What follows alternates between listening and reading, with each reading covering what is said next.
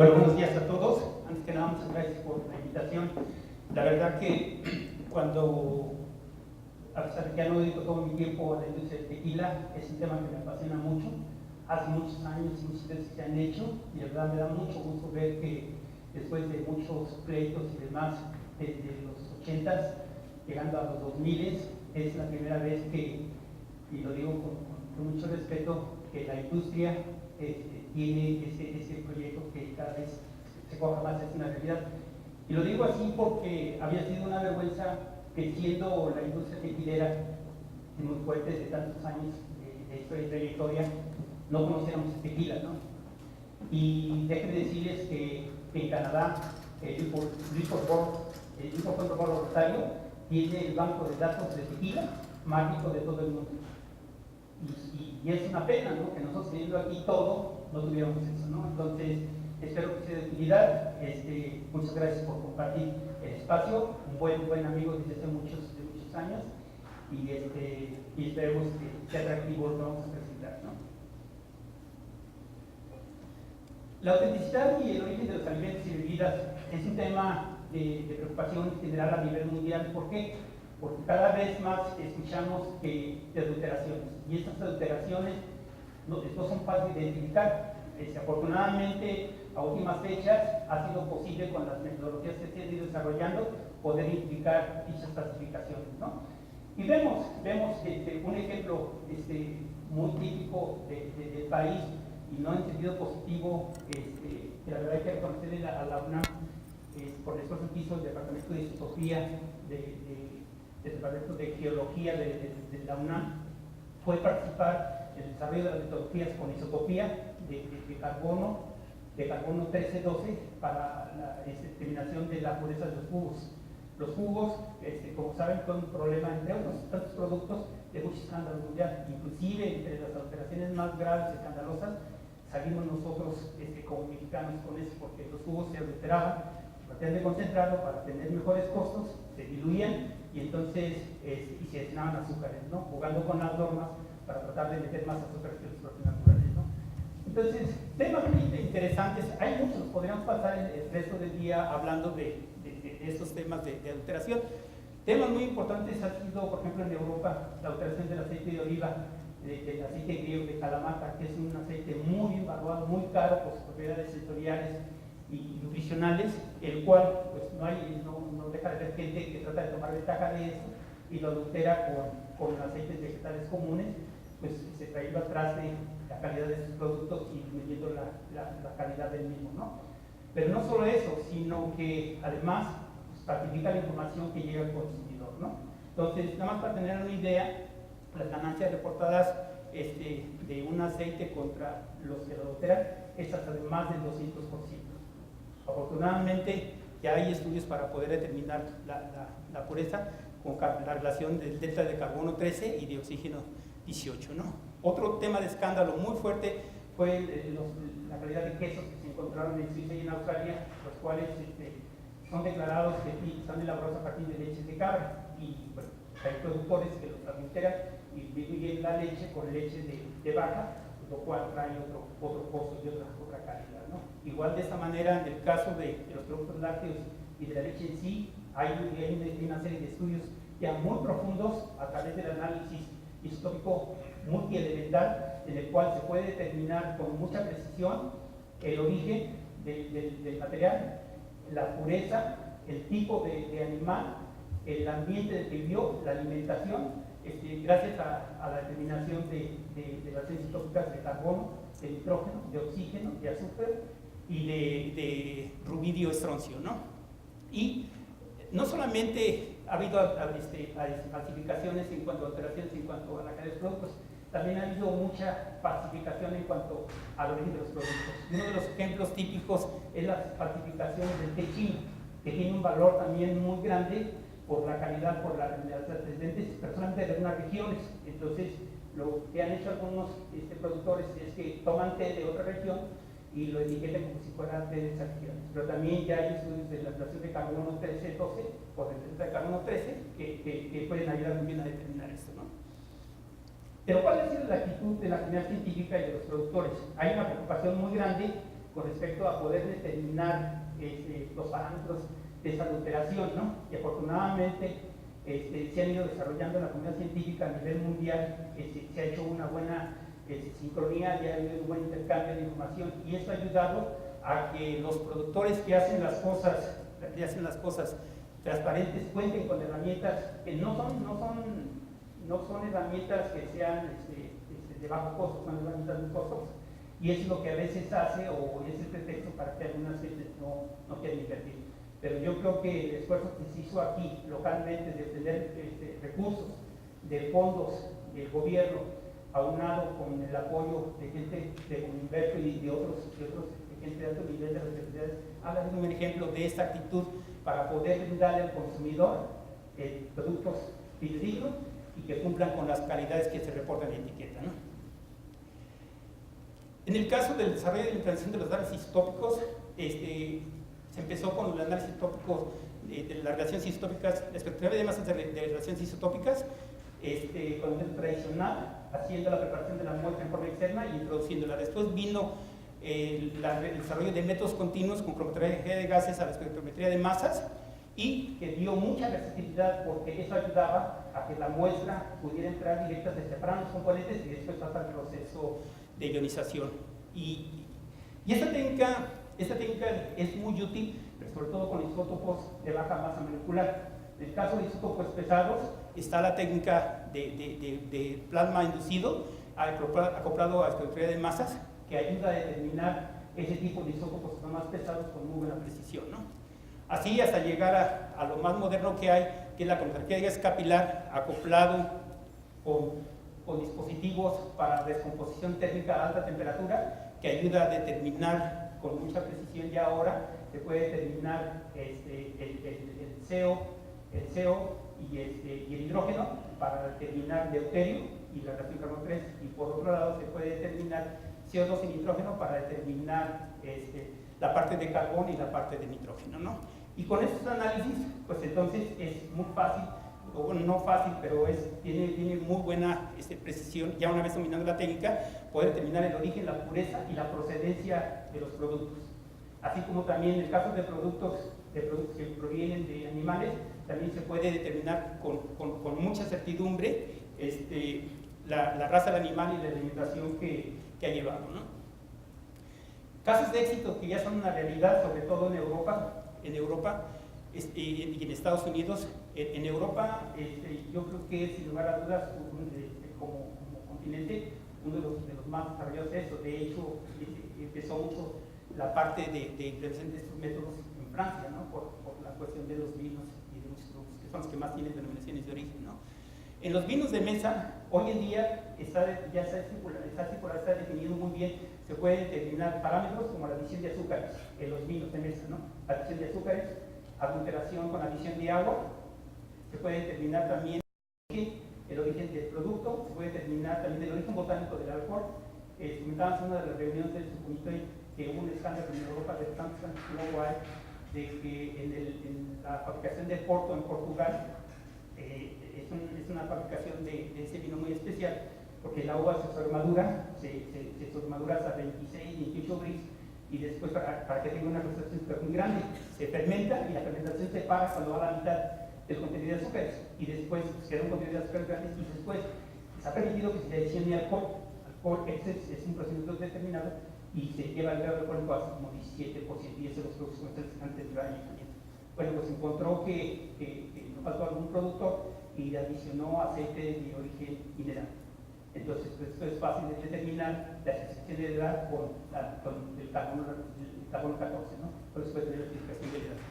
En el caso de vinos espumosos, como en el caso de la champán, se puede determinar el origen del CO2, por si hay algún productor que quiso carbonatar el vino, se puede determinar con muy buena precisión el origen del CO2.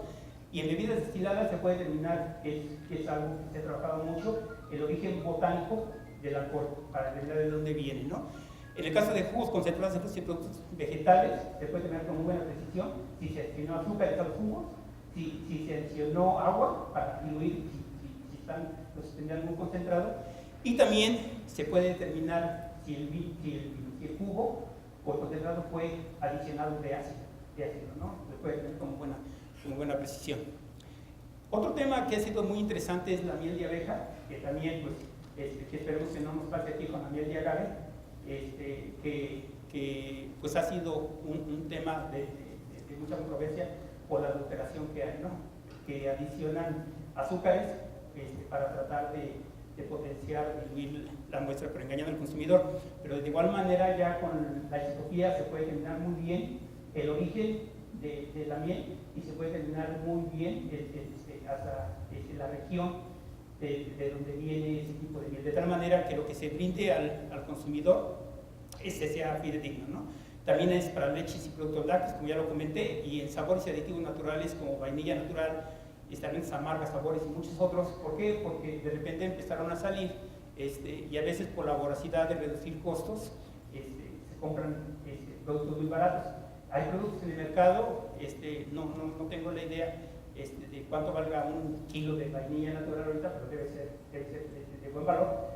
Y hay vainilla que viene de procesos enzimáticos que vienen, por ejemplo, de China, que a lo mejor si vale 10, otro vale 1, y entonces no necesita ser muy inteligente para decir cuál compramos, ¿no? Sin embargo, a lo mejor aquí no pasa nada, pero si se manda a Europa o a Estados Unidos, en Estados Unidos hay un laboratorio en Washington muy poderoso que puede determinar todo este tipo de cosas. En Europa, que es en la mayor parte de los países, es parte de la artillería que tienen los laboratorios en los países, ¿no? Y el rol de los isótopos estables es muy importante. ¿Por qué? Porque, como lo comenté, permite determinar en el control de calidad de los productos, determinar la trazabilidad del origen del producto, pero también puede permitir determinar la trazabilidad de con qué puede operar, ¿no? Temas que mencionamos aquí es que en el tequila se pueda determinar con precisión los porcentajes de otros azúcares que vienen, o si determinar si el agave es 100%, o si el agave pertenece a la denominación de origen, ¿no? Que eso, con los pasos que lleva el laboratorio, con todo el trabajo que se ha hecho, no muy pronto se puede, ¿no? Ahorita está en la fase de trabajar, lo explicará el maestro Humberto, con la relación de delta carbono 13, delta de oxígeno 18, y les traeré los datos, pero yo creo que en el momento que se haga la determinación de la relación de deuterio, va a ser muy interesante, porque ahí vamos a empezar a ver que realmente se cumpla, que el agave 100%, el tequila de agave 100% sea 100%, que el agave corresponda a la denominación de origen y que el porcentaje de azúcares y otros tipos de azúcares corresponda a los porcentajes declarados, ¿no? Desafortunadamente esto ha sido muy exitoso en Europa, en Estados Unidos, como lo comenté. En Latinoamérica, por el mismo costo, este es el primer intento, aunque no es una empresa en particular, es una entidad que representa a toda la industria, ¿no? Pero desafortunadamente en toda América, prácticamente los laboratorios que tienen estos son entidades del gobierno o entidades privadas, ¿no?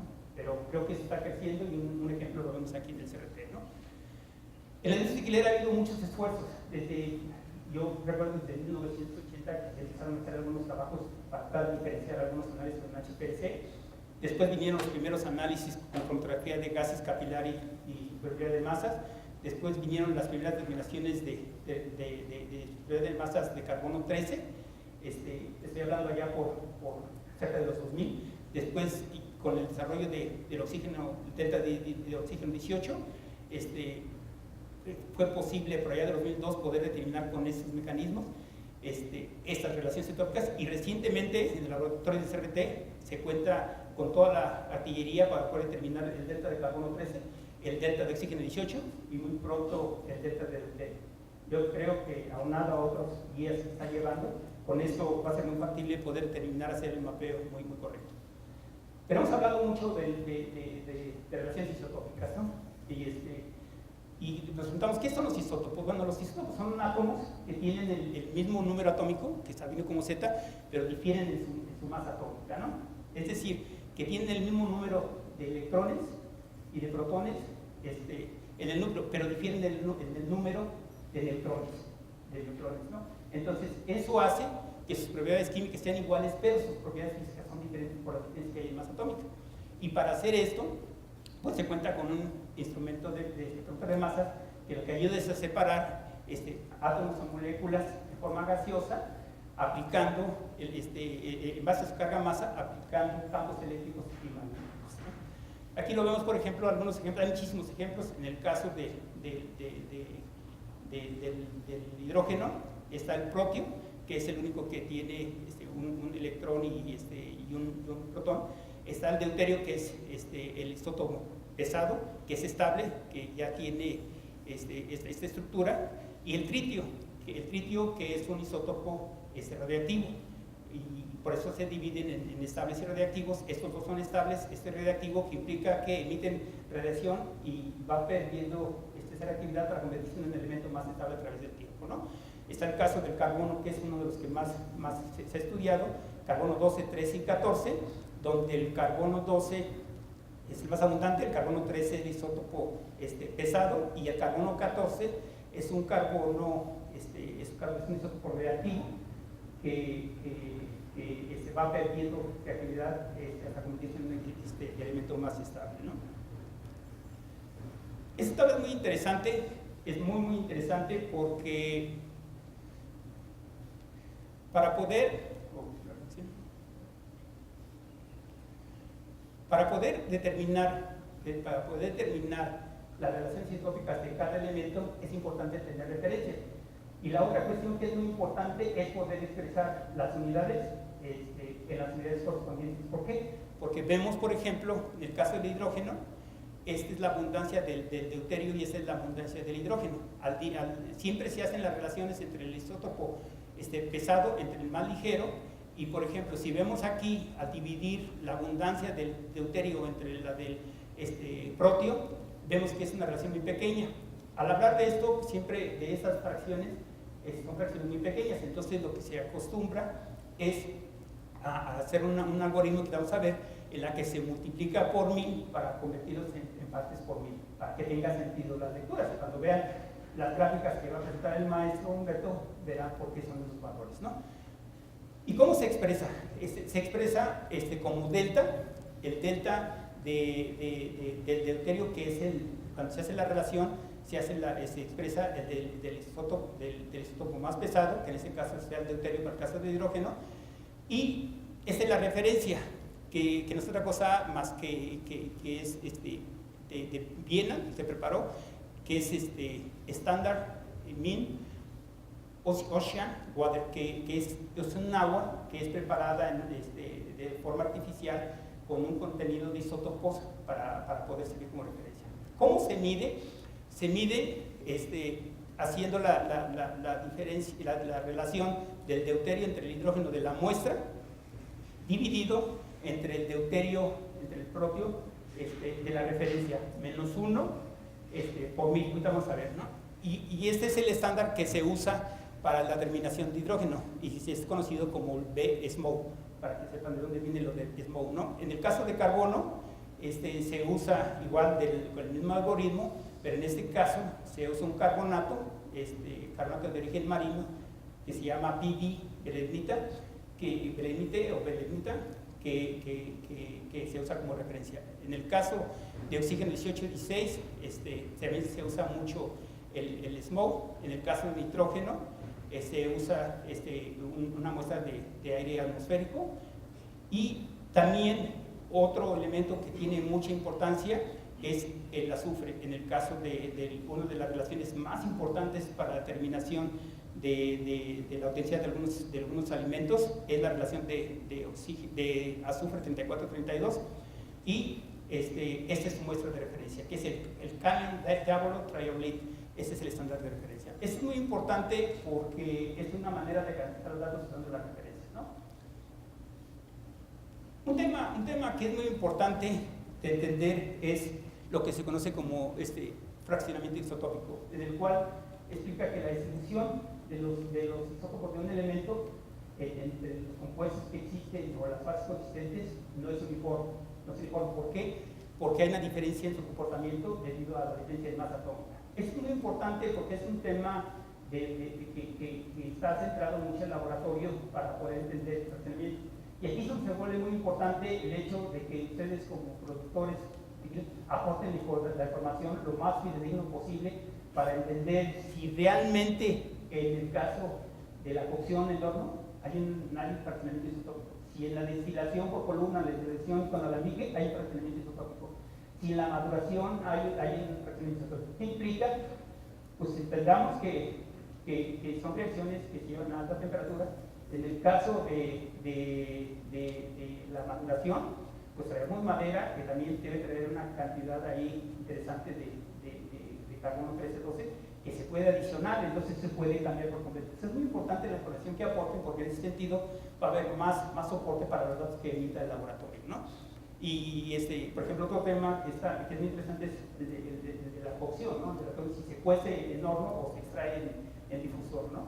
Si se destila en alambique o se destila en columna, si se madura en barricas nuevas o en barricas exhaustas, ¿no? Eso es muy interesante para poder soportar los datos, ¿no? Entonces, dado que, como les comentaba, la abundancia de los isotópica es muy pequeña, es muy importante establecer las unidades. Las unidades, como le dije, se definen como delta, y es la relación isotópica de la muestra menos la relación isotópica de la referencia, entre la relación isotópica de la referencia por 1000. Arreglando esta ecuación, queda lo que vimos en la tabla de las referencias, que es la relación isotópica de la muestra entre la relación isotópica de referencia menos 1 por 1000. Y de esa manera tienen sentido los datos que se generan. ¿Vamos bien hasta aquí? ¿Sí? Entonces, ¿cuál es el estándar de referencia para el carbono 13? Bueno, ahorita a ver si les van a acordar. ¿Cómo se mide la relación del carbono 13-12? Usamos la ecuación que presentamos, expresamos como delta de carbono 13, que implica que es la determinación de la relación de carbono 13-12, y que es el de la muestra dividido entre la relación del estándar. Pero esto es, se mide como CO2 para determinar la relación de carbono, se mide como CO2, para lo cual se toma el CO2 de una muestra y se compara con el CO2 que proviene de la reacción ácida del patrón internacional de carbonato, ¿no? Entonces, lo que realmente se mide es los materiales se miden en forma gaseosa como CO2. Entonces, así es como se mide y se expresa como el delta de carbono 13-12, ¿no? Igual, para el oxígeno se mide de la misma forma, pero con la diferencia de que cambian las reacciones. En este caso, se hace con CO2 que viene de una muestra, comparado contra el CO2 que proviene de una reacción térmica de alta temperatura sobre el estándar para producir CO2, ¿no? Y esta agua, como les comentaba, es un agua preparada artificialmente que contiene isótopos ya conocido para que sirva como referencia, ¿no? Y entonces lo que mide la determinación del delta de oxígeno 18, pues es el CO que se forma de esta reacción térmica a alta temperatura. ¿Vamos bien hasta aquí? Bueno, Rocío dice que sí, porque es lo que hace el diario, pero los demás no lo veo muy convencidos. Entonces, ¿cómo podemos hacer utilidad de esto? Bueno, para esto es muy importante entender la fotosíntesis. Para el caso de la fotosíntesis de las plantas, existen básicamente tres mecanismos. Uno que se conoce como C3, otro como C4 y otro como K, ¿no? Que lo han de haber oído mucho. Entonces, en el caso de C3, se conoce como C3 porque en el caso de esta ruta de Calvin-Benson se generan dos moléculas de fosfoglicerato. ¿De dónde viene este fosfoglicerato? Bueno, el fosfoglicerato viene de la reacción de carboxilación que viene de la ribulosa 1,5-difosfato, que se adiciona a CO2 y es llevada a cabo con la enzima ribulosa 1,5-difosfato carboxilasa oxigenasa, que es muy importante entender esa parte, porque esto hace que este glicerato después, que genera el primer compuesto, es un compuesto de 3 carbonos, que es el fosfoglicerato, después sufre una reacción de reducción al aldehído, al gliciraldehído 3-fosfato, y después a una siguiente etapa para la regeneración de la enzima, ¿no? Y en su mecanismo fija menos carbono que los otros mecanismos. ¿Por qué fija menos carbono? Porque justamente en su mecanismo tiene la enzima que tiene, que es la enzima que se produce como mismo, tiene una afinidad buena por el CO2, pero también tiene una afinidad por el oxígeno. Entonces toma oxígeno y lo convierte a CO2, y ese CO2 hace que la fotosíntesis sea más lenta, más lenta. Entonces hay un efecto de la enzima, tanto de la función carboxilasa como de la función oxigenasa. Y eso hace que ese fenómeno de tomar oxígeno y convertirlo a CO2 se llama fotorrespiración. Y esa fotorrespiración viene, ese proceso de oxígeno llevado a CO2 es estimulado por la luz, de tal manera que estas plantas tienen su mayor eficiencia en climas que son templados y en climas que son de ambientes húmedos. ¿Por qué? Porque a medida que crece la temperatura, entonces hay más dominio de la función oxigenasa que la carboxilasa. Si baja la humedad, se va a un clima árido, tiene mayor función la parte oxigenasa que la parte carboxilasa. Y esto es muy típico.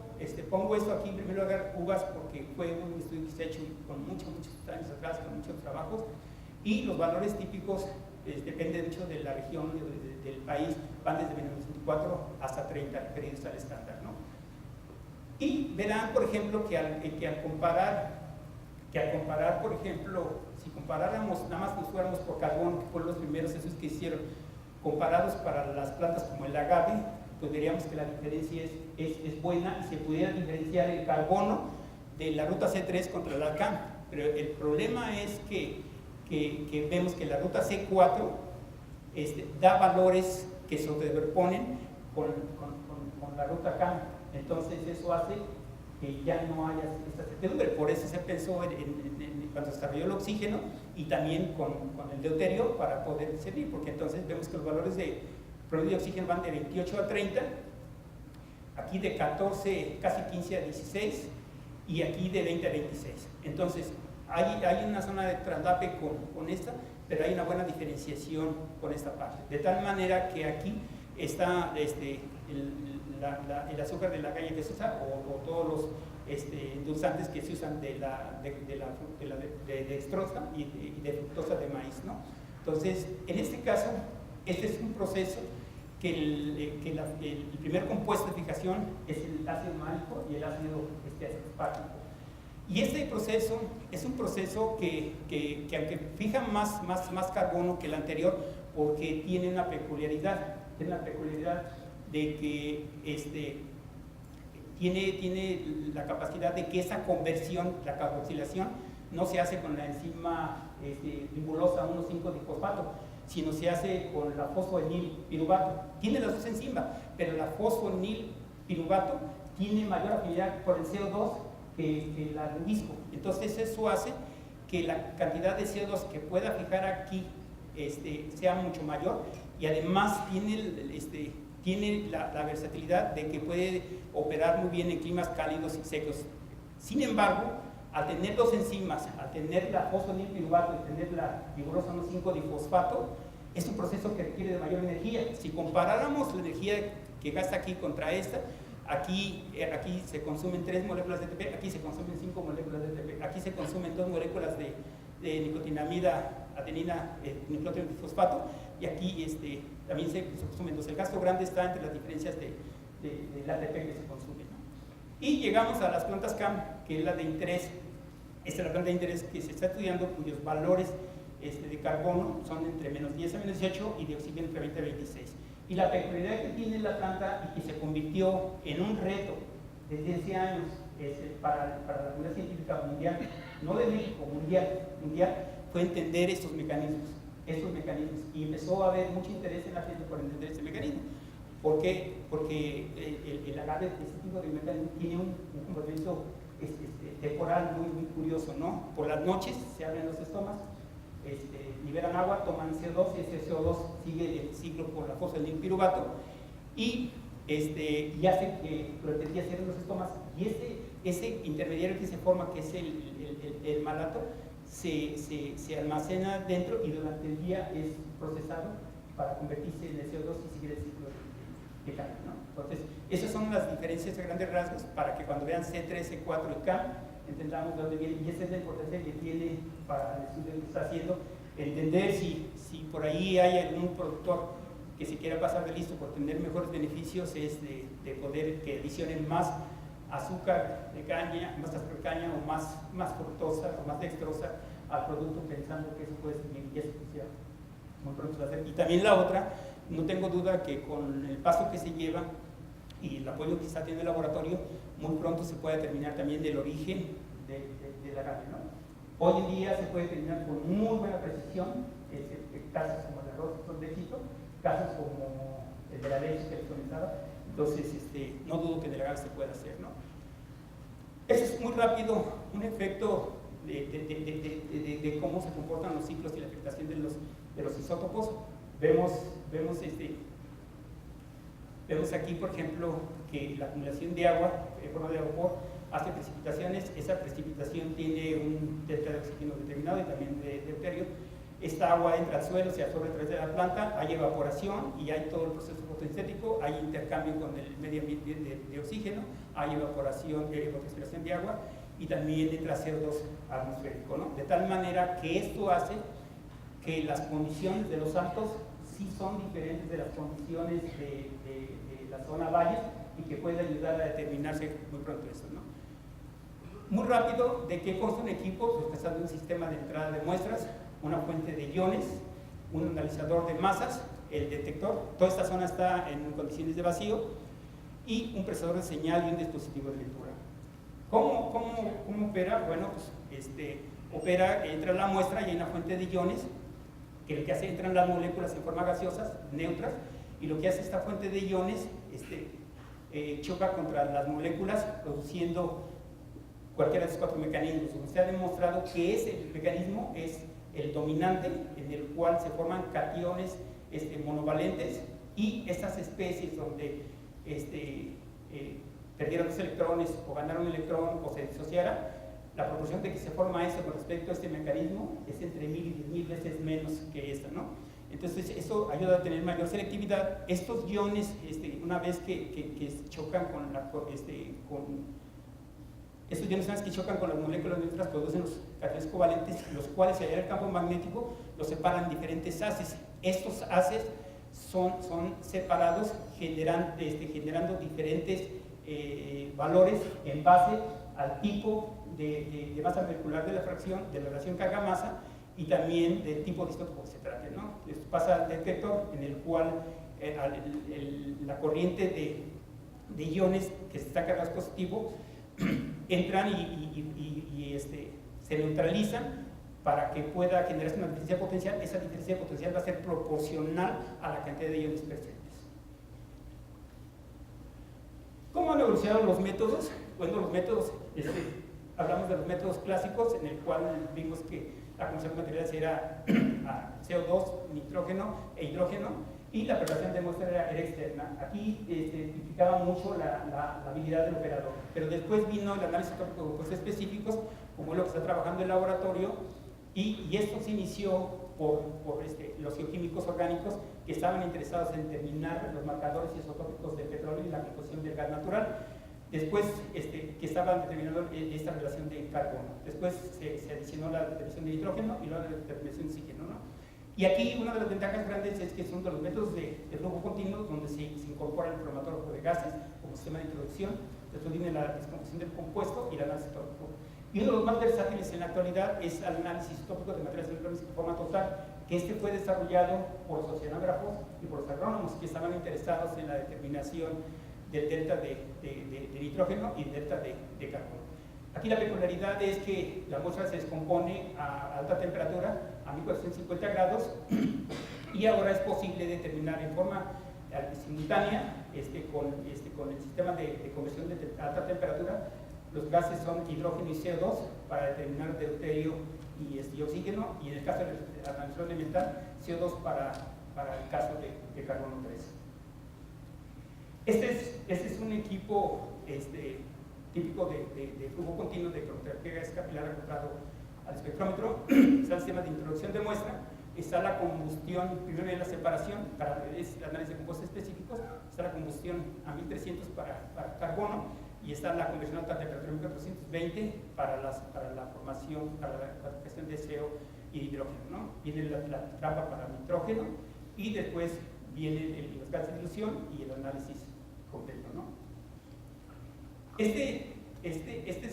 Son de los avances que ha habido, en el cual se puede hacer en forma simultánea para el análisis de compuestos totales la conversión de alta temperatura, en el cual se puede determinar hidrógeno y CO2 en forma simultánea, ¿no? En el cual se hace la descomposición a alta temperatura.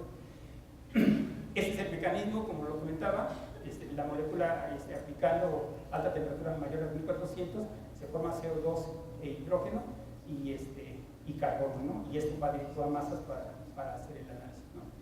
Y este es de lo más novedoso que hay, en el cual se puede determinar en forma simultánea una plaza de alta temperatura y con combustión en flash para determinar, por un lado, nitrógeno y CO2, y por otro lado, hidrógeno para bacterio y CO.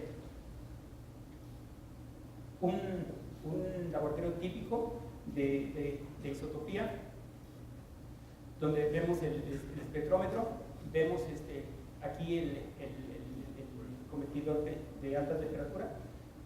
Este está un poco borroso, el cromatógrafo de gases, la interfase hacia el espectrómetro de masas, y finalmente uno de los más completos, que es el automestrador con el analizador elemental y con el convertidor de alta temperatura y con el analizador elemental, ¿no? Esta es una gráfica que obtuvimos en el 2001 en los trabajos que hicimos con Eurofins, financiados por la IDOMEC, cuando con esa usa potencial IDOMEC,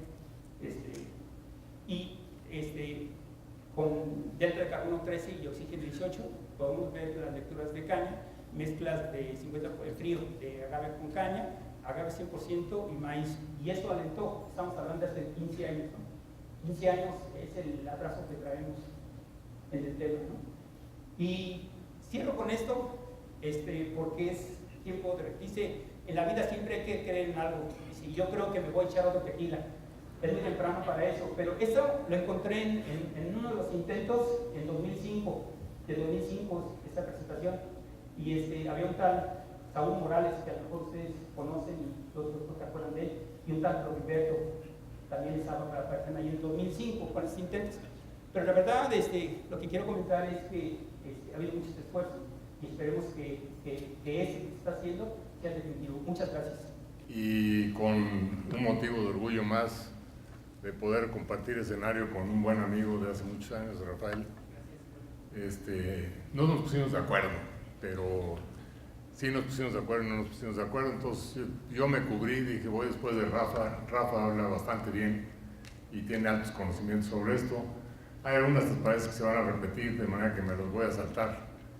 Novedad, porque ha dado una magnífica explicación Rafael sobre lo que es la isotopía y la importancia. Entonces, vuelvo a lo mismo. Como ya bien lo explicó Rafa, es la definición de isótopos. Esta es una tablita equivalente a la que presentó Rafael. Aquí lo único que quiero resaltar, ¿sí?, es que todo proceso bioquímico, su fuente de carbono es el CO2 del ambiente. El oxígeno proviene tanto del aire como del agua, de manera que en todo proceso que utilice el aire del ambiente, el agua de la región, va a tener un marcaje isotópico diferente. Los isótopos, si lo quieren ver así, son las impurezas de los átomos, ¿sí? Son las pequeñas aberraciones de la naturaleza, y estas se van a incorporar en todos los procesos. Hoy, entre las cosas para lo que se usa la isotopía, por ejemplo, es muy fácil definir si un cargamento de cocaína es mexicana o es colombiana. ¿Por qué? Porque la acetona que se usa para cristalizar, en el caso de la mexicana, proviene de Pemex, y el carbón del petróleo mexicano tiene una marca isotópica de carbono 13 diferente a la del Medio Oriente. Colombia compran la acetona de Alemania y entonces tiene la característica isotópica de la acetona de petróleo del Medio Oriente, ¿sí? Entonces, saber un cargamento de coca de dónde viene está facilito, por disolventes residuales, ¿sí? No por la planta en sí, sino por el tipo de disolventes que trae. Esto ya lo explicó Rafa. Básicamente son las diferencias en los diferentes tipos de plantas. Eso es una de las razones de las que estamos aquí es que cada uno de estos procesos metabólicos de respiración utilizan enzimas, y las enzimas son muy específicas. Y esas enzimas son tan específicas que prefieren el carbono 12 o prefieren el carbono 13. Si el carbono 13 lo filtran o lo seleccionan, lo van a incorporar a sus ciclos biológicos y estos van a terminar como presencia en los azúcares. En las moléculas de azúcar, aquí tenemos una tablita que da una idea de estos procesos. Aquí tenemos estos carbonatos, sedimentos marinos, se han tomado como referencia porque se supone que no han sido afectados por la explosión de bombas nucleares, etcétera, que se han conservado en una forma en donde no han sido alterados por el hombre en alguna forma. El CO2 atmosférico, aquí estamos reportando el delta de carbono 13, y aquí tienen plantas C3, plantas C4 y las CAM, ¿sí? Y algunas bacterias que hacen fotosíntesis, en donde vemos que todos estos son selectivos hacia la incorporación de carbono 13 en su ciclo metabólico, ¿sí? Cuando tenemos plantas combinadas con bacterias, pues resulta que vamos a tener mezclas, ¿sí?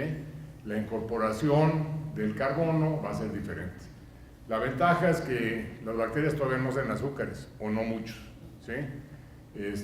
Pero en el proceso de fermentación, evidentemente que participan bacterias.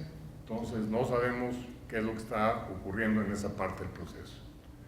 Entonces, brevemente lo que mencionaba Rafael, brillantemente, el sistema que se utiliza fundamentalmente pues, es un cromatógrafo de gases, hornos de combustión para llevarlo a CO2 o CO, dependiendo del caso, separadores de agua y gases de referencia, ¿sí? Esto se alimenta un espectrómetro de masas, que en este caso es un espectrómetro de masas para análisis isotópico. ¿Qué quiere decir eso? Que el imán está fijado a un valor de campo magnético, de manera que las señales se registren en detectores diferentes. Aquí está, para el caso del carbono, tenemos un detector, una de estas copitas de Faraday, para masa 45, 46 y 44. Entonces el espectrómetro de masas, todo lo que está registrando es básicamente estas tres señales.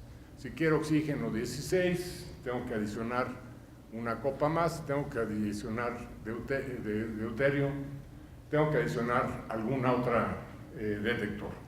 Entonces el sistema es un sistema que es ciego a todo lo demás, solo va a registrar en este caso cuando es carbono 13 los productos del CO2, y con tres señales es con lo que se hace la referencia y se utiliza la ecuación a la que hacía referencia Rafael. Es decir, el valor se mide con respecto a una fuente de carbono 13 que se supone que no ha sido alterada por el hombre, ¿sí? Entonces, esta es la técnica que se ha aplicado aquí en el laboratorio de isotopía, en donde, bueno, pues aquí tenemos las composiciones isotópicas posibles de ese CO2, en donde los dos átomos de carbono son 12, los dos átomos de carbono son 13, un átomo de carbono 12, un 18, un 16, etcétera, ¿sí? Todo esto ocurre en el proceso natural. Cuando nosotros hacemos la técnica, seleccionamos algunos de ellos. Evidentemente, si el carbono se incorpora en el azúcar va a ser fermentado al alcohol, y eso es lo que nosotros llamamos conservación de la marca isotópica.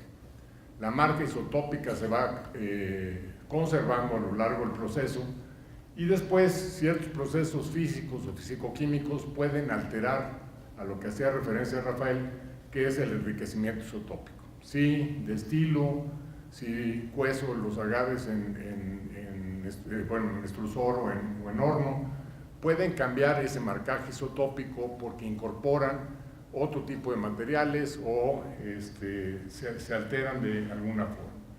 Es un resultado de lo que se obtiene de aplicar este equipo. Para entenderlo un poquito más claramente, el equipo lo que hace es meter un gas de referencia, es decir, cada análisis que se hace está autoconfirmado, está con un control de calidad interno. El pico que aparece aquí es el pico del etanol, en donde vemos el registro de las 3 señales de los 3 detectores que aparece aquí, y después se vuelve a meter otro gas de referencia, ¿sí? Entonces esto garantiza que el resultado que se obtiene es confiable. Entonces esto es lo que se hace en todos los casos. El equipo, tal y como se está utilizando ahora, las muestras de tequila pueden procederse se les hace una destilación, se destila el etanol de manera a obtener un etanol puro, y ese etanol puro obtenido de cada tequila es el que se inyecta en el cromatógrafo de gases. Se puede inyectar directamente el tequila y obtener otro tipo de información, ¿sí?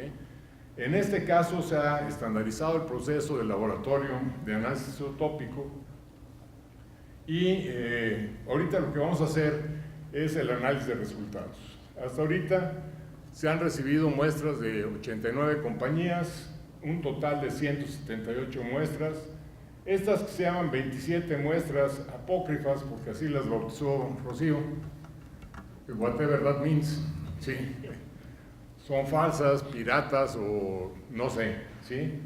Se tienen 140 muestras completas, a 38 hasta ahorita les faltaba el dato de oxígeno 18, y tenemos unas muestras de bacanora, charanda y raicilla, ¿sí? Aquí la idea es distinguir el tequila del whisky. No necesito un espectrómetro de masa isotópica, ¿sí? Me echo un trago y sé cuál es cuál. Entonces, ¿cuáles son las competencias al mezcal o los posibles adulterantes? Ya lo mencionaba Rafael, pues la adición de otros azúcares provenientes del maíz, destrozas, etcétera, azúcar de caña, pero la denominación tequila, acepta la incorporación de otros azúcares. Entonces esto nos genera problemas para decir cómo puedo determinar una adulteración, ¿sí? Entonces les voy a presentar los resultados. Estos son un listado de las compañías que han proveído de muestras de sus tequilas. Creo que representan un alto porcentaje de la producción de tequila, ¿sí? Lo primero que hicimos con toda la serie de resultados obtenidos usando esta técnica fue definir si realmente había valores aberrantes. Quiere decir que hay algún tipo de error en el proceso de determinación analítica que nos pudiera conducir a decir, cuidado, estas muestras están dando resultados anómalos. Y esto puede ser porque el proceso de medición analítica no sea el adecuado. En este caso pueden ver que solo tenemos 4 muestras que pudieran ser sospechosos en cuanto al dato que se tiene. Después ya de un análisis más preciso, efectivamente no son valores aberrantes, son cuestiones normales que están apareciendo. Hay ciertos productores que tienen algunas marcas isotópicas específicas. Después va a haber que ver por qué. Lo mismo existe para el caso de oxígeno 18, en donde solo nos aparece un solo valor como fuera de este grupo de análisis, ¿sí? Esto, desde luego, no invalida el estudio, al contrario, refuerza el estudio, es decir, la mayor parte de las muestras están cayendo entre lo que son los valores normales de este tipo de muestras. Y aquí tenemos los resultados. Perdón por el software que tengo de estadística no me permite manejarlos muy bien, pero aquí tenemos el caso de bacanoras, estas bebidas apócrifas, charanda, y aquí tenemos tequila y tequila 100%. Entonces sí podemos ver, por ejemplo, una diferencia entre lo que son bebidas apócrifas a lo que son tequilas 100%. Entre tequila 100% y tequila 100% hay una diferencia, a que estos tequilas 100% se parecen más a la parte de bebidas apócrifas. El problema que tenemos ahorita con el número de muestras que hemos analizado es que todavía no podemos encontrar una diferencia. Es decir, puede haber un tequila